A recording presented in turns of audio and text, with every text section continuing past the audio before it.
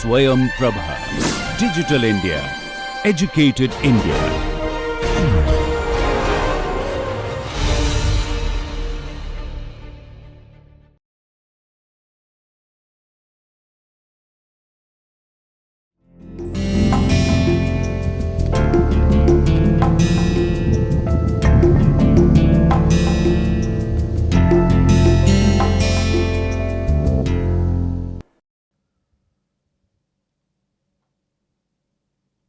Welcome you all to lecture number 4 on the topic second law of thermodynamics in the subject thermodynamics and thermal engineering. Before moving into the contents of today's lecture, let us have a small recap of what we have discussed in lecture number 3. Primarily in lecture number 3 we focused on steady flow energy equation. So that is H1 plus V1 square by 2 plus G into Z1 plus Q is equal to H2 plus V2 square by 2 plus G into Z2 plus W. Small w is equal to capital W by M and small q is equal to capital Q by M. That is the heat quantity and the work quantity per unit mass flow rate of the working fluid.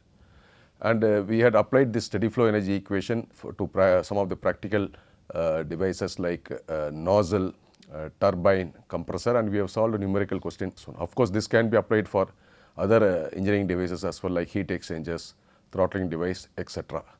So in this class we are going to see how the second law of thermodynamics has evolved.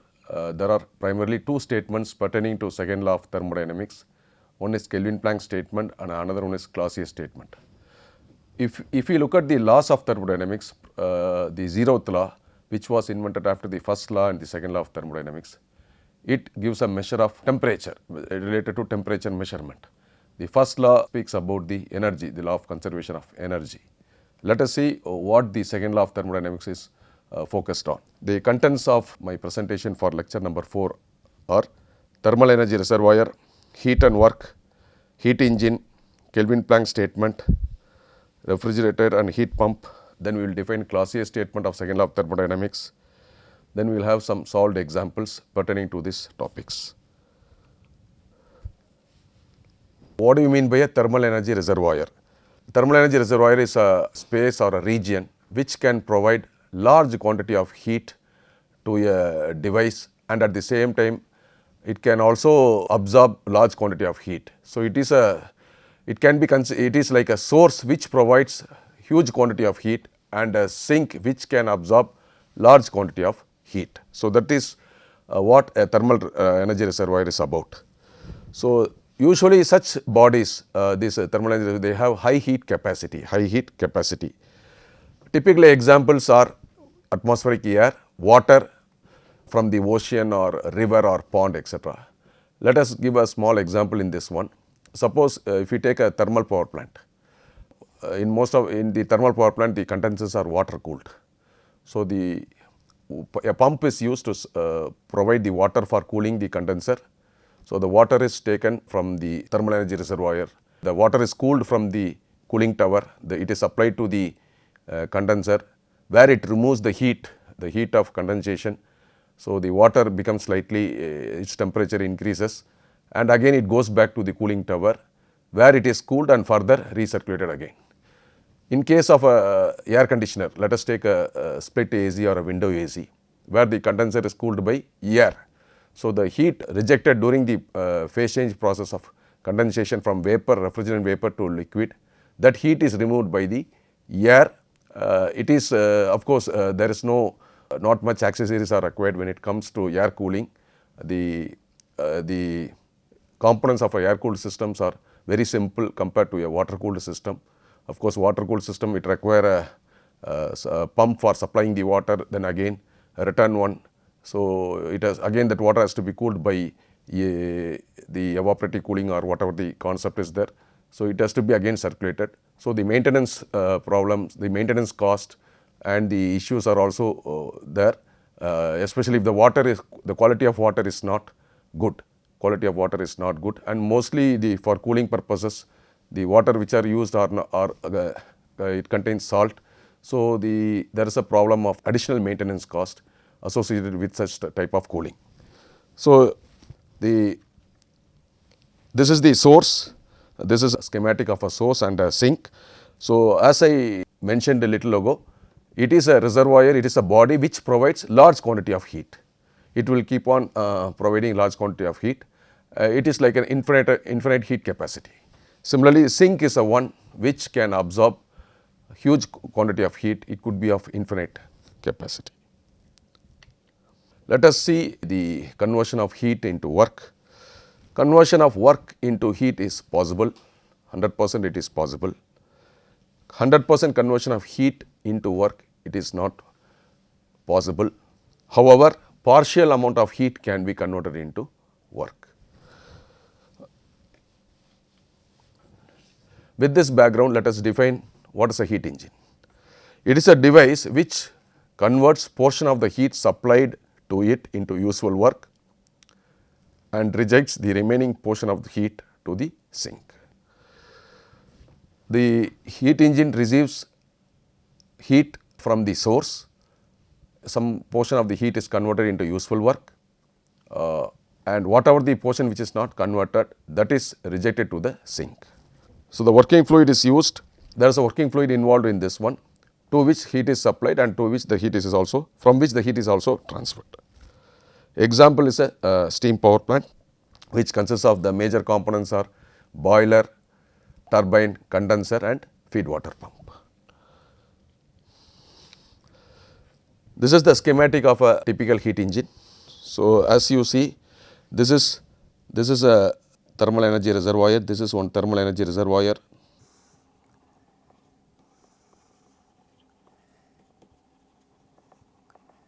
Which provides QH quantity of heat, and the heat engine is converting some portion of this heat into useful work and rejecting QL amount of heat. Here H refers to the high temperature and L refers to the low temperature. So, we can take T1 and T2. Instead of H we can take T1, we can denote TH as T1, and instead of TL we can denote T2 also. So, T2 or TL is the sink here, to which the whatever the heat quantity which is not converted into useful work is rejected. So, the difference between the heat supplied and the heat rejected is the net work produced by the engine during the cycle. So, this is also a thermal energy reservoir.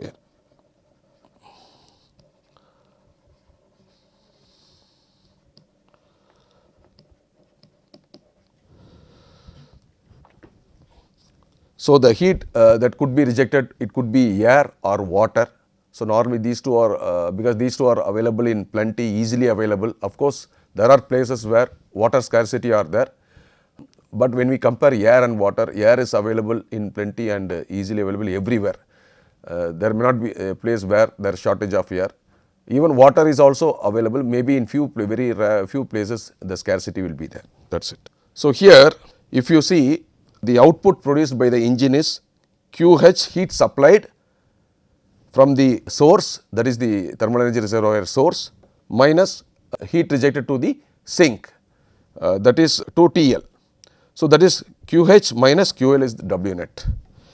If you take the efficiency, all of us know the efficiency of any device is output by input. Output is work produced by the engine, in this case that is W net divided by heat supplied. Heat supplied is QH, heat supplied from the source. Suppose, see here. So, this is the output by input. The output of this device is W net QH minus QL, that is what I have written here, QH minus QL divided by QH, QH minus QL divided by QH, heat supplied. Divide this numerator by QH, QH by QH will become 1 minus QL by QH. So, I am taking this as equation number 1, In this equation 1, suppose if we assume sink is not there, or QL is rejected, QL is neglected, not considered, QL is equal to 0. That means this equation 1 becomes 1 minus 0, that is efficiency of the engine is equal to 1. That means it indicates the efficiency is 100 percentage. But this is not possible in real time application, practical applications. There will be at least some portion of the heat, some amount of heat which has been supplied to the engine will not be converted into useful work.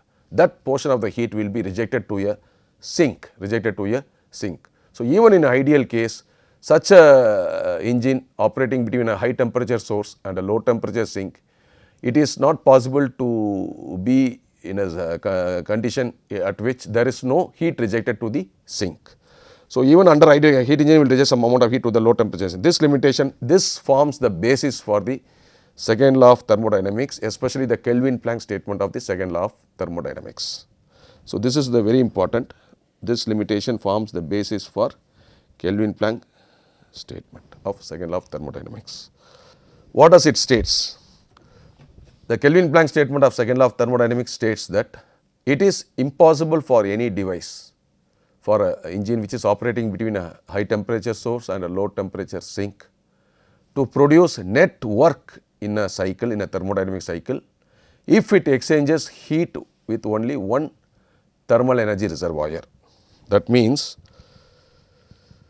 if this heat engine has to produce W net, if this heat engine has to produce net work during a thermodynamic cycle, there should be two reservoirs. It cannot produce this work by exchanging heat or by transfer of heat with a single reservoir. So both the reservoirs are required, that is, source is also required and this sink, which is a thermal energy reservoir, is also required. So the engine cannot perform without either a source or either a sink.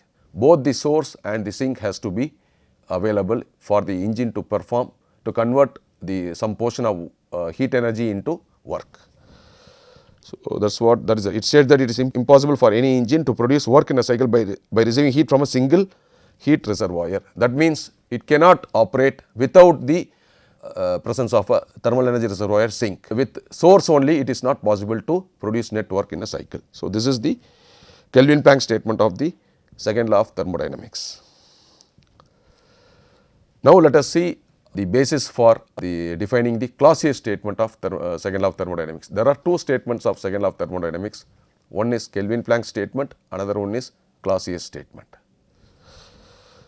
So here there are two schematic which are shown in this slide. The one which is on the left side is the refrigerator and the one which is on the right side is the heat pump. If you see the concept wise, the component wise, both refrigerator and heat pump has same number of components, has similar components. It is the desired effect, the effect which is focused on a refrigerator, which is from heat pump, that differentiate between the two. Let us see what is the difference between them. Here the refrigerator and heat pump, let me explain the refrigerator. So all of us know the refrigerator, let us take an air conditioner. What does it do? Suppose if the room air is say at 30 degree or 35 degree centigrade. So what happens the moment when you switch on this one, that air is cooled by the refrigerant which absorbs the heat from the air. The refrigerant vaporizes in the evaporator, then it goes to the compressor where it is compressed to high pressure and high temperature, and that is high pressure high temperature gas is condensed in the condenser. So during the condensation process, that is, it is a latent heat phase change process. So the vapor gets converted into liquid and air, which is the sink, is used to cool the condenser, and the refrigerant liquid is again circulated back to the evaporator after it is throttled in an expansion device. So here heat is removed from the space where I want the cooling, where I want the desired effect. So compressor is the refrigerator uses, the heart of the refrigerator is the compressor. So which is not a power producing device, it is a power absorbing device. So energy has to be provided. So this is what the electrical energy supplied to this one to operate the compressor. So to transfer the heat from low temperature body to high temperature body. So, this is the low temperature one and this is the high temperature one. This is the sink and that is the source. So, energy is supplied to this one. So, it is transferring, removing heat from this one and it is thrown into the high temperature region. That is what we take the heat from the low temperature space and throw it into the high temperature region. So, here QL is the amount of heat removed and QH is the amount of heat which is transferred to the this one. So, W net is QH minus QL, QH minus QL. So, here the desired output in case of a refrigerator is how much heat is removed from the space, how much heat is removed from the space. That is how much cooling is produced, in this region. You take, let us take the heat pump. So, it is almost same, everything is same.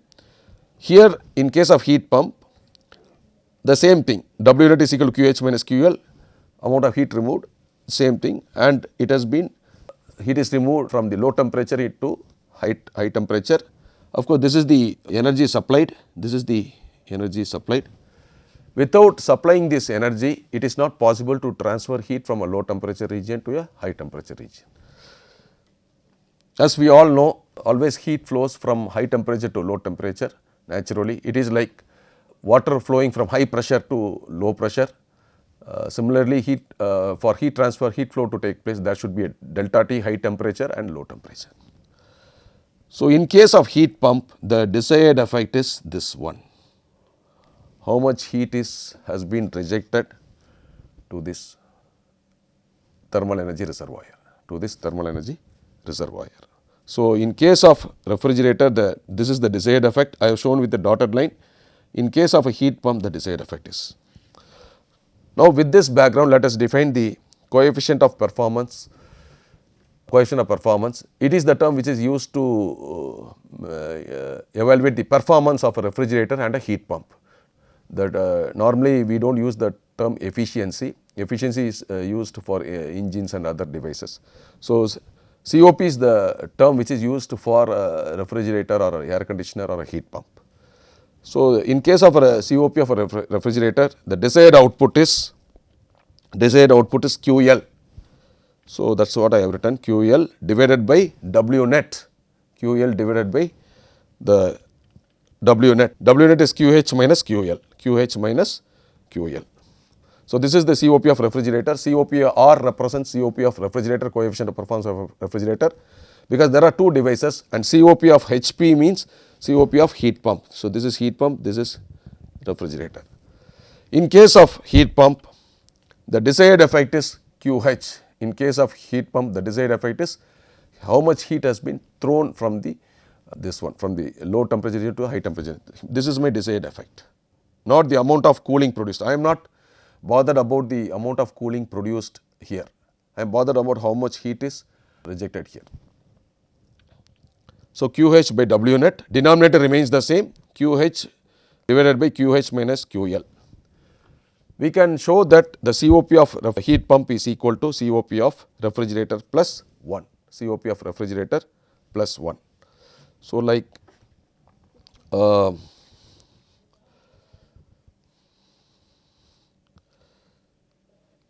let me derive that one. It is a very small derivation. COP of heat pump is equal to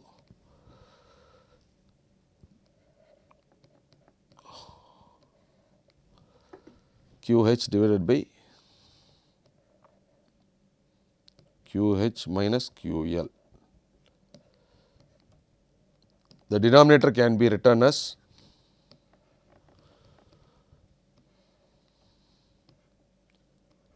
W net. Now, if you see the diagram, what is QH? QH is equal to W net plus QL. So, this is equal to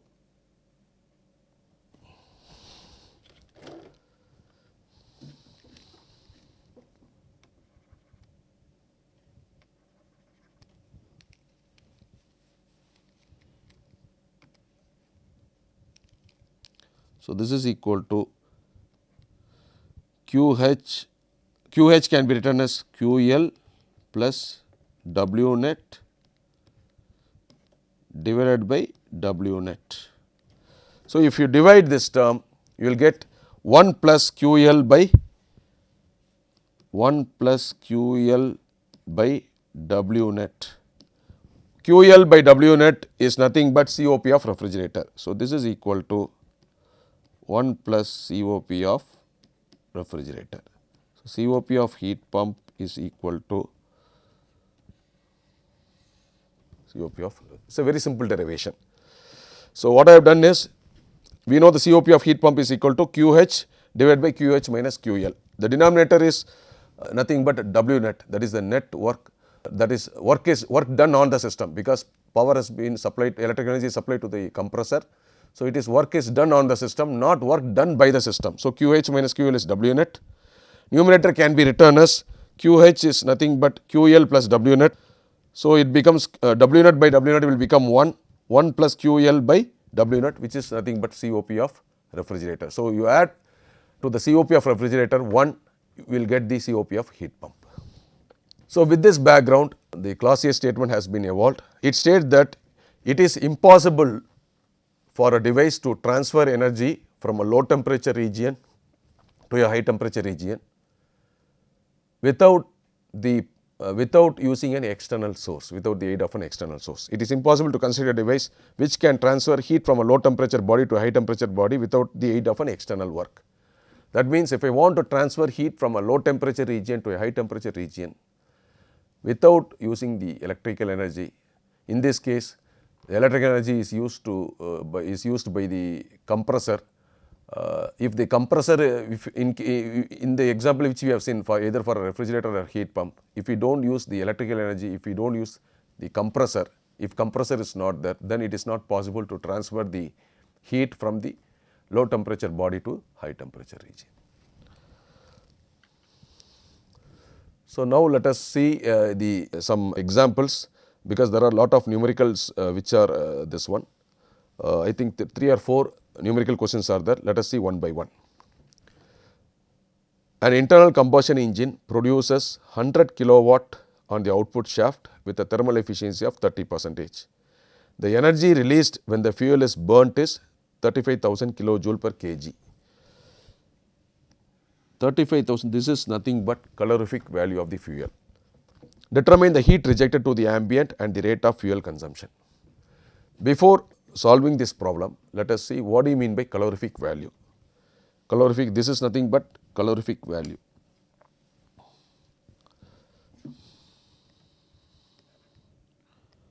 See, it is called CV of fuel, that is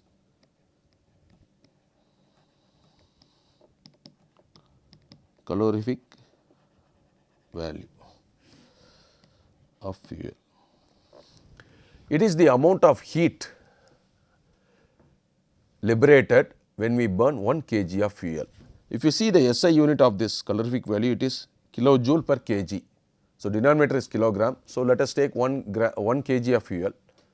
You take 1 kg of fuel, burn it, find out the amount of heat liberated in joules or kilojoules.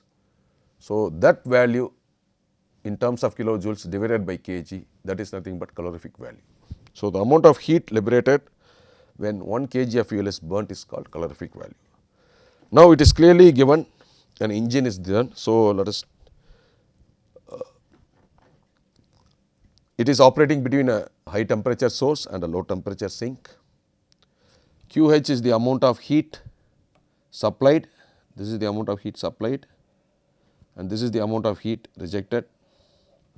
So, there are, in order for the engine to perform, there should be a source, two thermal energy reservoir.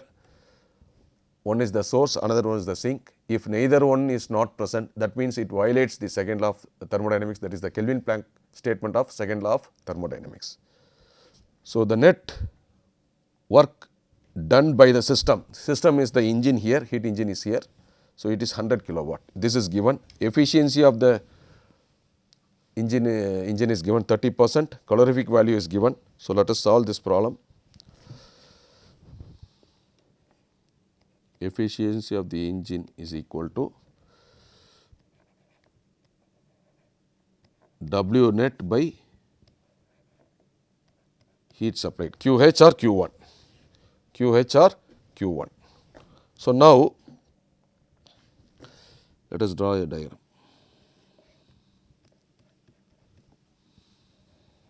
So, this source is supplying QH amount of heat to the engine rejects QL amount of heat. This is source, this is sink,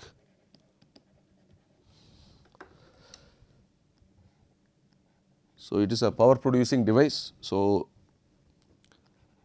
W net is equal to QH minus QL, QH minus QL. Now, efficiency of the engine is given as 30%, so 0.3. Net work produced, that is, this is given in the problem as 100 kilowatt. So, using this we can find out the how much heat is supplied by the thermal reservoir source, that is 333 kilowatts.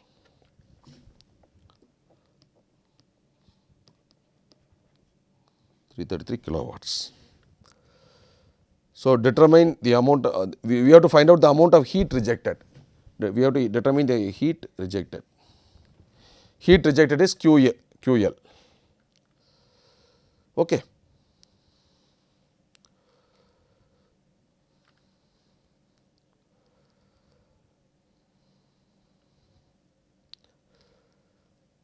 Now,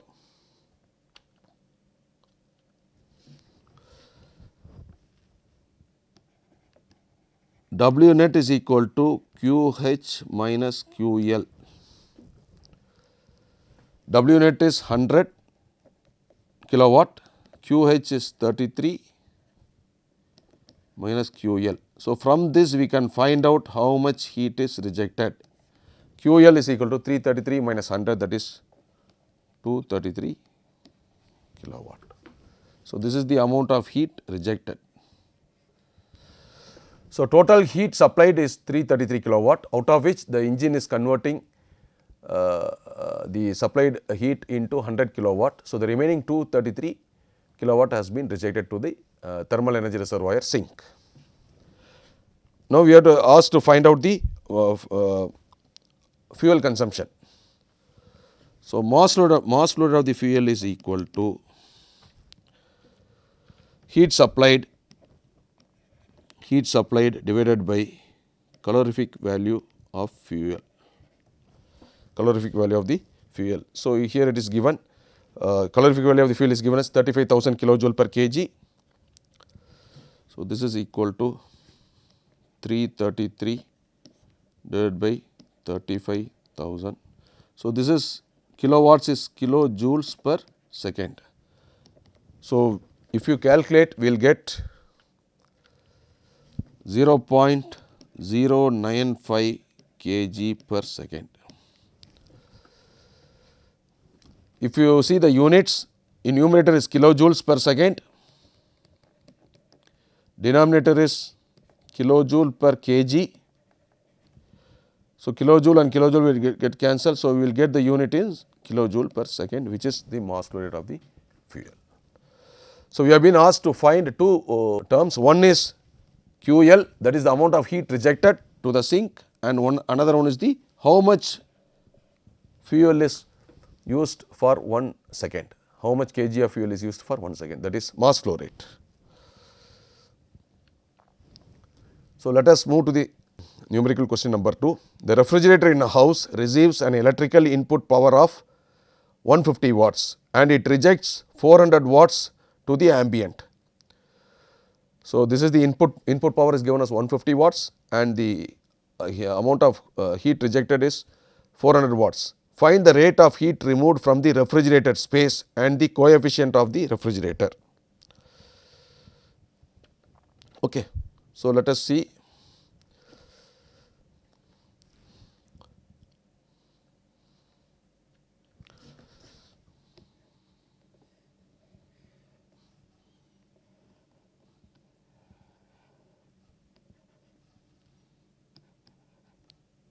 R is the refrigerator,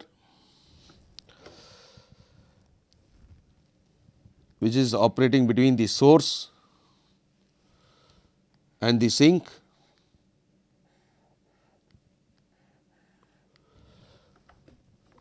So, let us take this is TH or T1 and this is TL.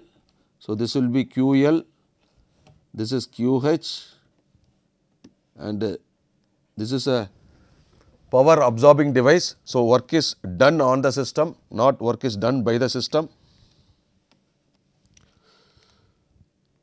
So, let us put like this, W net is equal to QH minus QL. QH minus QL. Let us write the given data. Electrical input power. So, W net is given. W net is given 150 watts. Rejects 400 watts to the ambient.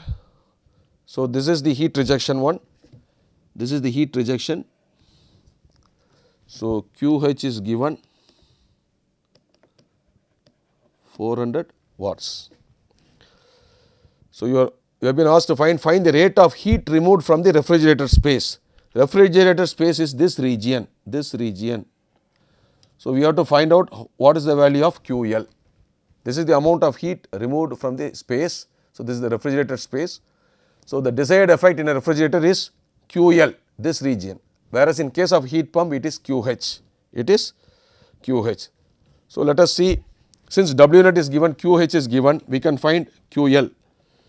So, W net is equal to QH minus QL. So, this is equal to QH is given as 400 minus QL. W net is 150. So, very simple calculations. QL is equal to 250 watts. So, the amount of heat removed from the refrigerated space is 250 watts. COP of the refrigerator. So, direct substitution, COP of refrigerator is equal to, the desired effect is QL divided by energy supplied, W net. So, QL is equal to 250 divided by W net is 150. So, it is 5 by 3, we will get 1.67. So, the COP of the refrigerator. So, it is a very simple question. So, here you can see out of the 400, the power supplied to transfer the heat from the low temperature region to the high temperature region is about 150 watts. Let us move to the question number 3. A heat pump. So, the first question is a numerical question. If you see, it is based on heat engine. It is based on heat engine that is which is operating between a high temperature source and a low temperature sink, that is based on the Kelvin Planck statement. The second numerical question is based on a refrigerator pertaining to Clausius statement of second law of thermodynamics. So, apart from refrigerator, we focused on the heat pump also. So, the third question, numerical question which we are going to solve is based on heat pump pertaining to Clausius statement of second law of thermodynamics. A heat pump is used to heat a house and maintain it at 20 degrees centigrade. On a day when the outside air temperature falls to touches minus 2 degree, the house loses heat at the rate of 80,000 kilojoule per hour. If the coefficient of heat pump is 2.5, determine the power consumed by the heat pump and the rate at which heat is absorbed from the cold outdoor air. Okay. So, let us draw the schematic. This is the TH. Heat pump is used to transfer the heat from the low temperature region to high temperature region with the aid of external work done on the heat pump, that this is W net. This is equal to QH minus QL. So, this is QH, this is QL. So, let us write the given data. So, here TH is given as 20.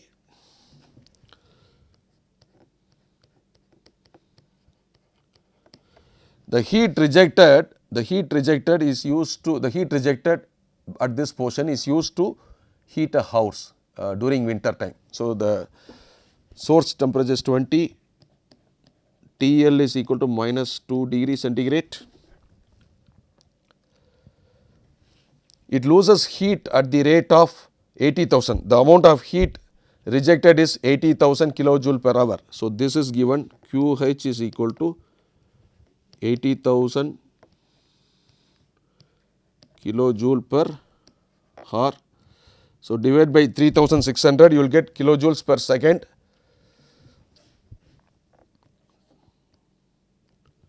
Let me write it. So, 80,000 divided by 3600. So, 22.2 kilojoules. I am converting the hour into second. So, divided by 3600, kilojoules per second is nothing but kilowatts, 22.2 kilowatts. So, this is the value of QH, this is the value of QH. So, let us use the formula of the heat pump. The denominator remains the same. If you compare the formula for a COP of a refrigerator and a heat pump, the denominator remains the same, only that there is a change in the numerator. In case of refrigerator, it is QL. The desired effect is the how much heat is removed from the space, whereas in case of heat pump, how the desired effect, the focus is on how much heat has been rejected, how much heat is rejected. So, COP of heat pump is equal to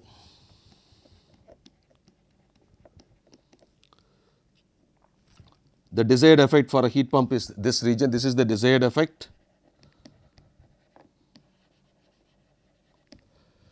So, QH divided by QH minus W net. Okay. One more data is given, COP is also given, COP of heat pump is given. So, 2.5. So, QH divided by QH minus QL. This QH minus QL is nothing but W net. So, let us write QH divided by W net. So, this is given, QH is given, COP of heat pump is given, we can find W net. So, 2.5 is equal to 22.2 divided by W net. So, simple calculation you will get the net work, that is the difference between QH and QS is 8.9 kilowatt, 8.9 kilowatt. So, the first part of the question is determine the power consumed by the heat pump, that is W net, that we have found. Rate at which heat is absorbed from the cold air. The rate at which the heat absorbed from the cold air is how much heat has been taken from this region, So, that is, we know that W net is equal to QH minus QL. So, W net is 8.9, QH is 22.2 minus QL. So, you will get QL is equal to 13.3, that is 22.2 minus 8.9, 13.3 kilowatt. So, this much heat has been removed from the low temperature air and it has been thrown into the high temperature region. So, this is a numerical question pertaining to heat engine, heat pump. Let us see the next, this one. An irreversible heat engine extracts heat from a high temperature source at a rate of 100 kilowatt and rejects heat to a sink at a rate of 50 kilowatt. The entire work output of the heat engine is used to drive a reversible heat pump operating between 17 degrees centigrade and 75 degrees centigrade. Estimate the rate at which the heat pump delivers the heat to its high temperature sink.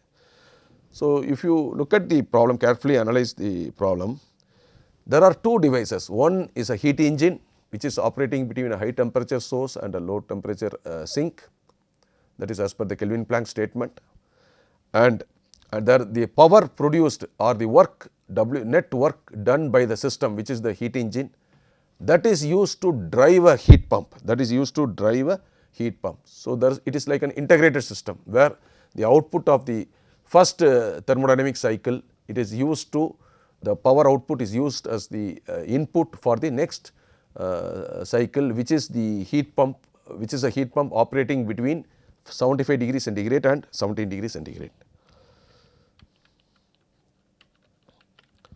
So, let us solve this problem. So, this is here, instead of taking TH and TL, I will be using T1, T2, T3, T4, because there are 4 temperatures involved. For heat engine, source temperature is source is there and sink is there. Similarly, for the heat pump, there is a source and a sink. So, until now, because there is only one device which is operating between a source and a sink, so I have used the same symbol like TH and TL. For this problem, I will be using T1, T2, T3 and T4. So, this is T1, which provides Q1 amount of heat to the heat engine. It rejects Q2 amount of heat, and this is the sink at T2. So, this is source, this is the source, this is the sink, and it produces, this is the net work produced. The net work produced by this engine is the difference between heat supplied and the heat rejected, which is Q1 minus Q2, which is Q1 minus Q2. So, this is, let me extend this arrow mark, this is the net work done. So, this is used to drive a heat pump, this is used to drive a heat pump,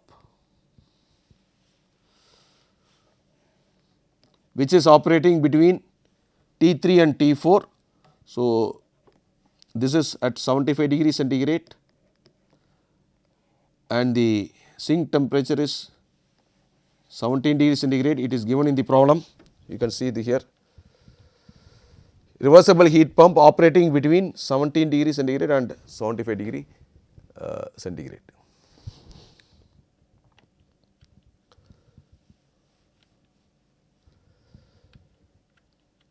So, we will take this as T3.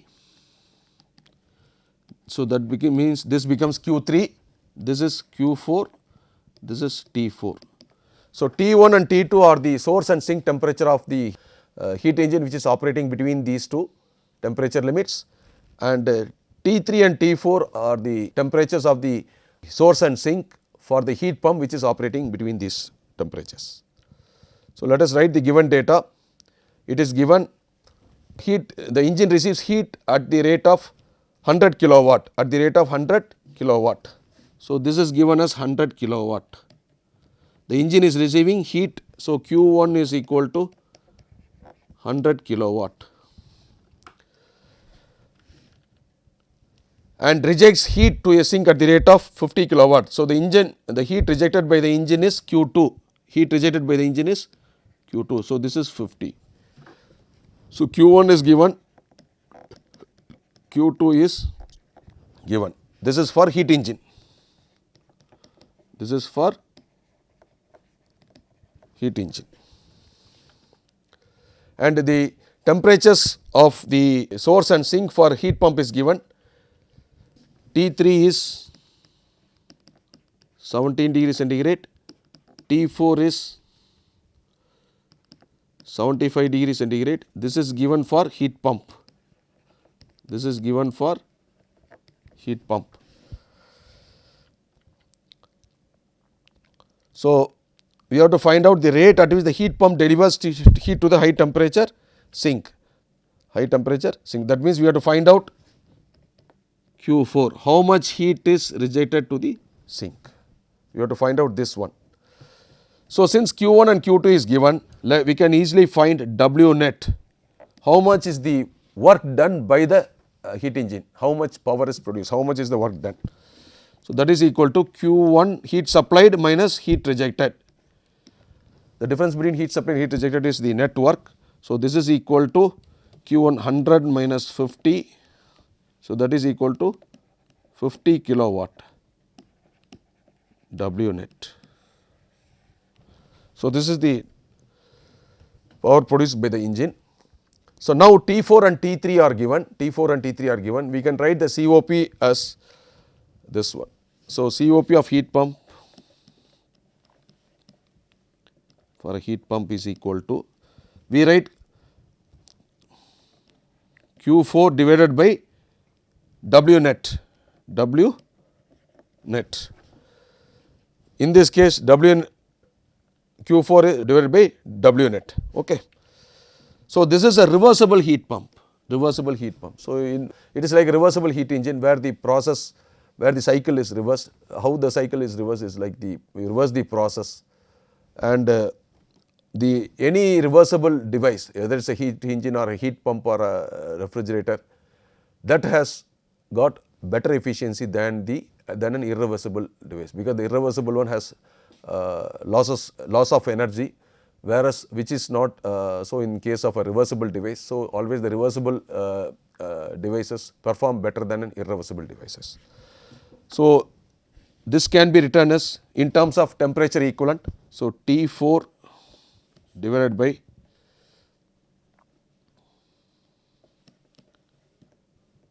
T4 minus T3. So, that is what I have mentioned here, T4 divided by, for a reversible device. So, the instead of Q we can write it with temperature, T4 divided by T4 by T3. So, the T4 is, of course, here it should be converted into Kelvin. Do not substitute the temperature in degree centigrade. So, because here we have a fraction, whenever there is a difference in temperature, you can substitute either in degree centigrade or Kelvin, it does not make any difference, because we are adding 273 and subtracting 273. But whenever there is an addition term or multiplication or division term, the temperature to be substituted in Kelvin. So, 17 degree centigrade is 290, 75 is 348 divided by 348 minus 290. So, this is equal to 290 Kelvin, this is equal to 348 Kelvin. So, using this device we can find COP of the heat pump. So, COP of heat pump we can find, which is nothing, we can equate these two, So, this is equal to 348 by this one is equal to Q4 divided by W net. What is W net? 50 kilowatt. So, that is what I have done here, 50 kilowatt. Equate these two equations. See, the COP can be written in two ways, one is this one and another one is this one. So, I am substituting for these two. So, the only unknown is Q4. So, Q4 is equal to 300 kilowatts. See, the amount of heat rejected to the high temperature, this one is 300 kilowatts. So, this is this one. So, the engine is operating between a temperature limits T1 and T2, and the heat pump is operating between the limits T3 and T4. Here the heat is supplied from the high temperature source, portion of the heat is converted into useful work, remaining is rejected to the low temperature sink T2.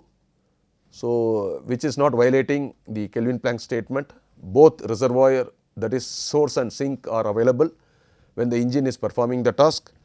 The power produced by the engine is used to drive the heat pump, used to operate the heat pump, which is transferring heat from a low temperature region to the high temperature region. The low temperature region is temperature is 17 degrees centigrade and the high temperature is 75 degrees centigrade. So, instead of taking QH, QL, since there are 4 temperatures, I have taken T1, T2, T3 and T4. So, which I would like to emphasize again, and the net work produced by the engine in the first half of the cycle is 50 kilowatt. This 50 kilowatt is only supplied to the heat pump, and the amount of heat rejected is 300 kilowatt. So, if you look at the topics which we have covered in this one, primarily we focused on the second law of thermodynamics. In order to study the second law of thermodynamics, we should be familiar with the terms like reservoir, source, sink. So, reservoir is a body which provides or which can accept large quantity of heat, and the body which provides large quantity of heat of, let us say, infinite capacity, it is called as the source, and the body which to which the heat is rejected is the sink. The typical examples is the air and the water. So, we have plenty of air is available, of course water is also available, except in few places where scarcity of water is there. So, these are the primarily examples for this one, for the large thermal energy reservoir. And then we saw what is the basis for the Kelvin-Planck statement. There cannot be an engine which cannot operate with only either a source or a sink. If we remove the sink, that is if QL is equal to 0, then the efficiency becomes 1, which is 100%, which is not possible even for an ideal case.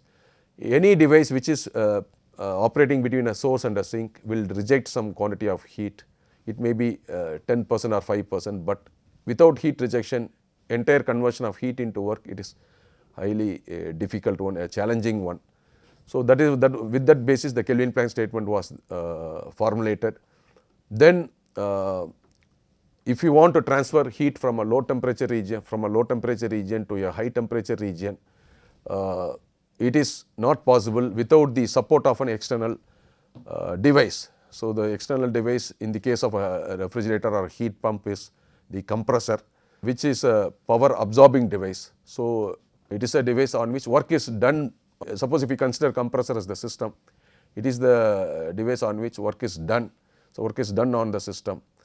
So, without the aid of the external device, we cannot transfer the heat from a low temperature region to a high temperature region, and in order to achieve that one, that is why the external device is used. And we have solved the numerical questions based on pertaining to, first one is the engine. In this numerical question, there was a new term which has been introduced, that is calorific value. What is that calorific value? The calorific value of the fuel is the quantity of heat liberated when we burn 1 kg of a fuel. It is a simple joule per kg or kilojoule per kg. So, this heat engine numerical question is based on the Kelvin-Planck statement, as I said before. Then we solved a numerical pertaining to a refrigerator and heat pump.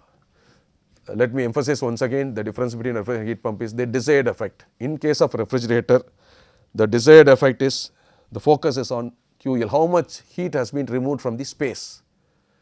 I am not bothered about how much heat is rejected to the sink.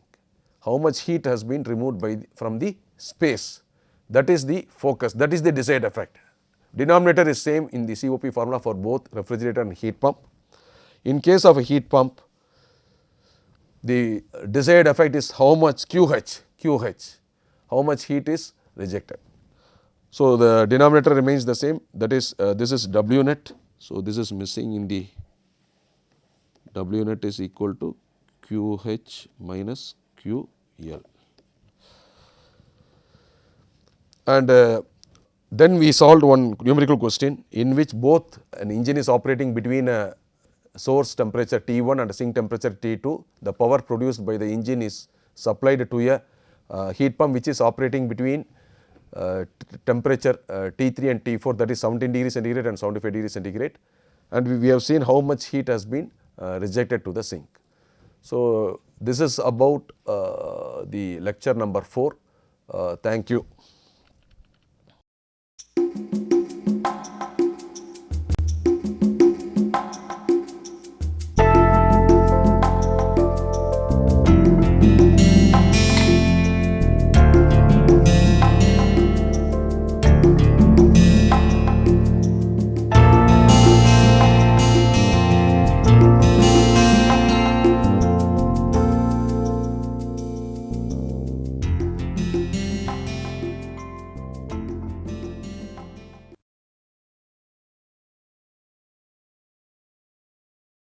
Hello, I am Professor A.K. Sharma and I teach sociology in IIT Kanpur.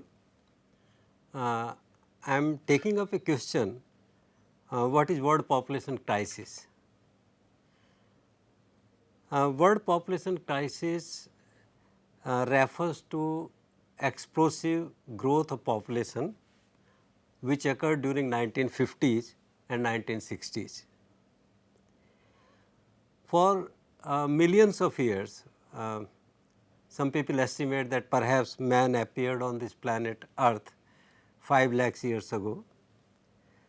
It took these 5 lakhs years for world population to reach first billion in 1820 AD, and that means that the population in ancient times must have been rising at rate 0.000 something percent per year. Now, in 1950s and 1960s in the world, you find that population started growing at rate more than 2% per year. This is what is meant by population crisis. You can imagine that if a population grows or anything grows at 2% per year, then in about 35 years time it can double. And obviously, particularly in the context of less developed countries, it had implications for poverty removal, for employment generation, for maintaining health, improving life expectancy, raising educational levels, etc., etc. The reason behind this population crisis was improvement in life expectancy or improvement in general health standards of populations. You may not be knowing, or you will be surprised to know that about 100 years ago in our country, life expectancy means average age of death or average age of life, whatever you say, of a newly born child was only 20 years, and today it has reached the level of 68 years. Much of this improvement in less developed countries occurred in 1950s and 60s, and therefore, with improvement in health, improvement in life expectancy or average age of birth, average age of death, and population started growing at explosive rates, and people started writing about this.